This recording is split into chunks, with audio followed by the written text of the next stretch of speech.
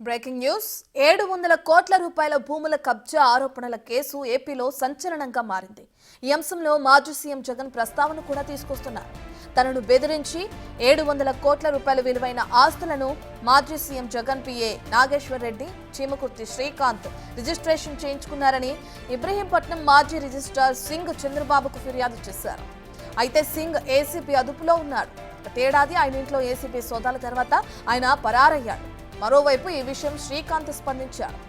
తాను తప్పు చేసినట్లు రుజువు చేయాలని సవాల్ చేశారు. అయితే వీరిద్దరి మధ్య జరిగిన ఫోన్ కాల్ సంభాషణ ఇప్పుడు సంచలనంగా మారింది. ఈ ఆడియో ఫైల్స్ బిగ్ టీవీ చేతికి చిక్కాయి.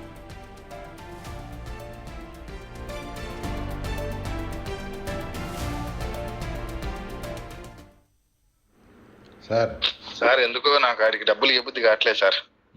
అసలు ఆడు ఒప్పుకుంటాడు ఒప్పుకోలేండి, ఒప్పుకున్నప్పుడు చూద్దాం. లేదు ఆడు ఒప్పుకుంటే నాకు ఇవ్వబుద్ధి కావట్లేదు. ఆడు ఇంత అన్యాయం చేసి ఆడికి డబ్బులు తీసుకెళ్తే మనకి ఇంకే ఉంటుంది సార్. ప్రకారం వచ్చిన ఇచ్చేయటం, ఇంకా మీరు పక్కకు తప్పుకుంటా అంటున్నారు కదా. చూడండి చూడండి మీ ఇష్టం, మీరు ఎలా చేద్దామంటే అలా చేద్దామండి, దానికి ఏం లేదు. ఇట్లా కాదు సార్, నాకు అంటే నేను ఇప్పుడు ఆలోచించింది ఏంటంటే కంగారు ఏముంది, ఇప్పుడు అర్జెంట్ ఏం కాదుగా. అర్జెంట్ ఏం కాదులేండి, ఆలోచించే చేద్దాం. మీరు అంటే ఒకటి మీరైతే ఎప్పటికైనా ఆడిట్ డబ్బులు అయితే ఇవ్వడానికి అయితే రెడీగా ఉన్నారు కదా. రెడీగానే ఉన్నాగా, దానికి ఇంకో 5 ఎక్స్ట్రా అయితే 20 అవుతాయి. అంతే కదా, చివరిలో 10 ఇస్తామని చెబుతాం, అంతే కదా. అంతవరకే చెప్తా, ఒప్పుకుంటాడు లేకపోతే వద్దు. ఇంకే మీరు నాతో కూడా అడగక్కర్లా, ఇంకా ఏం చేయాలో నిర్ణయించుకుందాం. ఇంకా చేసుకోమని చెప్తా, ఇంకా హ్యాండ్ హ్యాండ్ తెలుసుకుందాం. ఆ పాతికే వాడికని ఇస్తే వీళ్ళు చంపేస్తారు కూడా. అంతవరకు తెగిస్తే మనం తెగిస్తాం కదా సార్. అంతేగా, మరి మనం ఊరుకుంటామంటే. కానీ ఆడికి ఏమన్నాడు తెలుసా లాస్ట్ లో, సరే శ్రీకాంత్ నా మీద ప్రెజర్ తెప్పికు ఏసీబీ వాళ్ళ దగ్గర అంటున్నాడు సార్. నువ్వు నాకు ఎత్త పెడితే ఊరుకుంటావేంటి? ఇంకో డీజీ వచ్చినా మళ్ళీ వెళ్తాంగా, ఈ డేటా ఉన్నట్టేగా ఇది.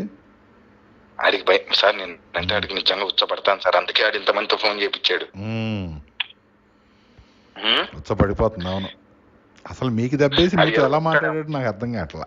అది మీకు దెబ్బేసాడు కదా, అది ఒప్పుకున్నాడా? ఒప్పుకోవట్లే. ఎందుకు ఒప్పుకుంటాడు? దొంగ నిన్ను సింగును నాశనం చేసేయాలని ఎప్పటి నుంచో చూస్తున్నాడు. పడమటి సురేష్ దగ్గర 2 కోట్లు కదా, ఆ కక్ష ఉంది, సింగు వల్లే ఇచ్చారని చెప్పి కక్ష ఉంది, అందుకని రాశాడు అంటున్నాడు. అందుకే నవ్వు వచ్చింది అంటుంటే. నవ్వు వచ్చిందా మీకు? మరి నవ్వకేం చేస్తా, ఇంకో వద్దులే, ఇడితే ఎక్కువసేపు స్నేహం కూడా ప్రమాదకరం అని వెళ్తున్నాను. నమ్మేస్తాం వాడి మాటలు, అట్లా చెబుతాడు. ఎక్కువసేపు ప్రయాణం కూడా వేస్ట్. అవును, మీ టాపిక్ ఎత్తాడు. అతను నన్ను గౌరవం లేకుండా మాట్లాడతాడు అంటే, గౌరవం కోసం నువ్వు వాళ్ళని జైలుకి పంపించేస్తావా అన్నాడు డైరెక్ట్ గా. అన్నారు, గౌరవం కోసం నువ్వు వాళ్ళకి పంపించేస్తావా, నీతో ఇంతసేపు మాట్లాడాల్సినంత టైం లేదు నాకు, ఏదో ఆడు ఇచ్చాడు కాబట్టి మాట్లాడుతున్నా, నా స్థాయికి నేను నీతో మాట్లాడే స్థాయి కాదు నాదని డైరెక్ట్ అన్నాడు. నువ్వు కన్నబాబుతో చెప్పించుకుంటావు, రజిత్ తో చెప్పించుకుంటావు, ఎన్నో అవసరం, కానీ నీ వల్ల నాకు రూపాయి వచ్చింది డైరెక్ట్ అన్నాడు. నీ వల్ల నేను రూపాయి సంపాదించా. అరే ఈ ఫోన్లు బయట పెట్టి వచ్చాడా లేదా చూడు ఫస్ట్ అన్నాడు. ఫోన్ తీసుకుని ఏమండి మీరు నన్ను అనుమానిస్తున్నారు, నేను అలాంటి మనిషిని కాదండి అన్నాడు. నువ్వు అనుమానించటం మనిషిలో కాదు, మేము కూడా అలాంటి వాళ్ళం కాదు, మరి వాడిని ఇరికిచ్చావు కదా అన్నాడు. డైరెక్ట్ అని ఇరికిచ్చావు కదా అన్నాడు. మరి వాళ్ళ నాశనం ఎవరు పూలుస్తారు చెప్పండి అన్నాడు. వీళ్ళ లాస్ని ఎవరు పూడుస్తారు, సింగు పూడుతాడా నువ్వు పూడుతావా అని అడిగాడు. అది కాదు సార్, నేను ఏదో ఒకటి చేసి పెడతాను సార్. ఏం చేస్తావు చెప్పు, ఏదో ఒకటి అంటే ఏం చేస్తావు చెప్పు, నీ ఆస్తులు ఏమైనా తీసి అడిగిస్తావా అన్నాడు. అట్లా కాదు సార్, మీరు చెప్పండి సార్, ఇంకెప్పుడు నేను వీళ్ళ జోలికి వెళ్ళను కాదు సార్, ఇతను కూడా పోయి నా గురించి చెప్పాడు. నువ్వు చెప్పకపోతే అతను చెప్పడు కదా అన్నాడు. బాగా చెప్పారు. నువ్వు చెప్పకపోతే ఆయన చెప్పడు కదా, భయపెట్టిచ్చేస్తున్నావు డిపార్ట్మెంట్ నువ్వు అన్నాడు. ఫస్ట్ నేను వెళ్ళి మాట్లాడాక ఇదంతా చెప్పాక ఆయన వచ్చాడు. వద్దు ఫస్ట్ వాడు వద్దు అసలు ఇక్కడికి అన్నాడు. ఒక్కసారికి చూడు అన్నా. అన్నాక అతని జాబ్ గురించి అయితే ఒకటే చెప్పాడు. నేను చెప్తా ధనంజయ రెడ్డి గారికి, నేను చెప్తా అంటే చెప్తా, లేకపోతే నిన్ను కూడా తీసుకెళ్తా, ఇద్దరిని కూర్చో నీ ముందే చెప్తా. అది అవుతుందో లేదో నాకు తెలియదు.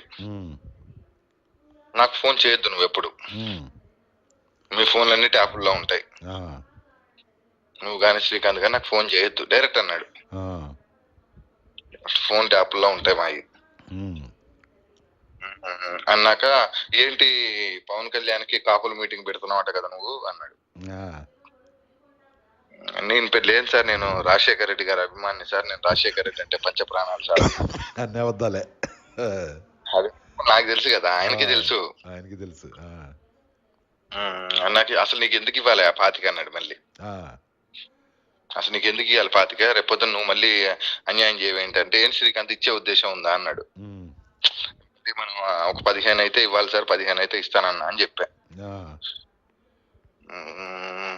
అట్లా కాదు సార్ అని ఆడేదో రిక్వెస్ట్ వేలో వెళ్ళాడు. నేను అంత పోగొట్టుకున్నా, మరి ఆయన కూడా పోగొట్టుకున్నాడు కదా అన్నాడు. ఆయన కూడా నష్టపోయాడు కదా అంటే, మీ ఇద్దరిలో ఎవరు ఏం సాధించారు చెప్పండి అన్నాడు. మీకు తెలియదు సార్ ఆ నీచుడని మళ్ళీ మిమ్మల్ని స్టార్ట్ చేశాడు. అరే ఎవడు నీచుడే, ఎవడు ప్రతివత, ఎవడు సంసారంగా ఉంటారు చెప్పు. ఎగ్జాంపుల్, నేను హైదరాబాద్ వెళ్ళానండి. అక్కడ కొత్తగా పెళ్ళైన అమ్మాయి ఫ్లైట్ ఎక్కింది, ఒక అతను బాయ్ ఫ్రెండ్ వచ్చి ఎక్కిచ్చాడు. ఇక్కడ దిగాక మొగుడుతో వెళ్తుంది అది. ఎవరు సంసారులు, ఎవరు ప్రతివత్తలు చెప్పండి అన్నాడు. చూస్తే కుందనం బొమ్మలా ఉంది అమ్మాయి. మనం ఉన్నంత వరకు మనం ముందున్నదే మనకండి, మన వెనకాల జరిగేది మన ఏది మంది కాదండి అన్నాడు. డైరెక్ట్ అన్నాడు. ఆయన వీడిని ఇరికియటం నాకు, సరే సింగు నిరికిచ్చావంటే అది నీ వ్యక్తిగత విషయం, నాకు సంబంధం లేదు. ఇది నిరికిచ్చి చూడు, అది మాత్రం నా మనసులో ఉందయ్యా అన్నాడు. వాడికి నువ్వేం చేస్తావో చెయ్యి, వాడేం డబ్బులు అడుక్కునే వ్యక్తి కాదు. వాడికి ఏం చేయాలనుకుంటున్నావు చెప్పు, వాడికి ఏదో ఒకటి నువ్వు చేస్తా అంటే చెప్పు, ఏం చేయగలుగుతావు సార్. నేను నా వల్ల ఏది ఓన్లీ రిజిస్ట్రేషన్ లో చెప్తాను సార్, అంత మించి నా వల్ల కాదన్నాను. వాడు దుర్మార్గుడు సార్, వాడు ఎంతకైనా దిగజారుతాడు, గుర్తుపెట్టుకోండి. ఎవరికి భయపడి కానీ ఆడికి భయపడతారు సార్, విషయం చెప్తున్నా. సరే నన్ను పొద్దున 5ంటికి లేపండి కొంచెం కేఎన్ఆర్ దగ్గరికి వెళ్ళి. రైట్, ఇక గతేడాది అటు ఇబ్రహీంపట్నం మాజీ రిజిస్ట్రార్ సింగ్ ఇంట్లో ఏసీబీ అధికారులు సోదాలు నిర్వహించారు అక్రమ ఆస్తులకి సంబంధించి. ఇక ఆ క్రమంలో ఆయన అప్పుడు పరారయ్యారు. ఇప్పుడు ఏసీబీ అధికారుల ఆధీనంలో ఉన్నారు ఆయన. అతను ఇప్పుడు 700 కోట్ల రూపాయల భూ కబ్జా ఆరోపణలు చేస్తున్నారు. ఇక దీనికి సంబంధించి ఏపీ మాజీ సీఎం జగన్ పిఏ నాగేశ్వరరెడ్డి అలాగే చిముకుర్తి శ్రీకాంత్ రిజిస్ట్రేషన్ చేయించుకున్నారని చెప్పి కూడా చంద్రబాబుకి ఫిర్యాదు చేయడం, ఒక లేఖను రాయడం కూడా మనం చూస్తున్నాం. పూర్తి డీటెయిల్స్ అందించడానికి అమరావతి నుంచి మా ప్రతినిధి శివ లైవ్ లో జాయిన్ అవుతున్నారు. రైట్ శివ, దీన్ని ఎలా చూడొచ్చు అంటారు? ఇప్పటికే మనం ఆడియో కూడా విన్నాం, వాళ్ళిద్దరు సంభాషణని కూడా. ఓవరాల్ గా దీనికి సంబంధించిన డీటెయిల్స్ ఏంటి శివ? మొత్తం మీద చూసుకుంటే వైఎస్ఆర్సీపీ ప్రభుత్వాన్ని అడ్డం పెట్టుకొని అప్పటి ముఖ్యమంత్రి ఇప్పటి మాజీ ముఖ్యమంత్రి జగన్మోహన్ రెడ్డి పిఏ వ్యక్తిగత కార్యదర్శి, జగన్మోహన్ రెడ్డి రాజకీయాల్లోకి వచ్చిన దగ్గర నుంచి కే నాగేశ్వరరెడ్డి అనే వ్యక్తి మొత్తం అతనే కర్తాకర్మ, అంటే వ్యవహారాలు మొత్తం కూడా అతనే చక్కబెడుతుంటారు. ఒకవేళ ఎవరన్నా జగన్మోహన్ రెడ్డితో ఎంపీలు కానీ ఎమ్మెల్యేలు కానీ మంత్రులు కానీ మాట్లాడాలంటే కేఎన్ఆర్కి ఫోన్ చేస్తేనే జగన్ మాట్లాడే పరిస్థితి కనిపిస్తుంది. ఇక కేఎన్ఆర్ అలాగే చేమకుర్తి శ్రీకాంత్, ఎవరైతే శ్రీకాంత్ ఉన్నారో ఈయన సజ్జల రామకృష్ణారెడ్డికి బినామీగా ఉన్నారు. అలాగే సునీల్ రెడ్డి, జగన్మోహన్ రెడ్డి సోదరుడు సునీల్ రెడ్డి, అలాగే ఆయన సతీమణి భారతరెడ్డికి సంబంధించిన వ్యవహారాలు కూడా ఇప్పుడు వెలుగులోకి వస్తున్న పరిస్థితి కనిపిస్తూ ఉంది. ఇబ్రహీంపట్నంలో రిజిస్ట్రార్గా పనిచేసిన ఎవరైతే సింగ్ ఉన్నారో ఈ సింగ్ నేతృత్వంలో దాదాపుగా గత కొంతకాలంగా 600 నుంచి 700 కోట్ల రూపాయల విలువైన ప్రజలై ప్రభుత్వాన్ని ఇట్లా అనేకమైన భూములను, ఇళ్లను, స్థలాలను కబ్జాలు చేసి బలవంతంగా రిజిస్ట్రేషన్ చేయించుకున్న దాఖలాలు ఇప్పుడు వెలుగులోకి రావటం.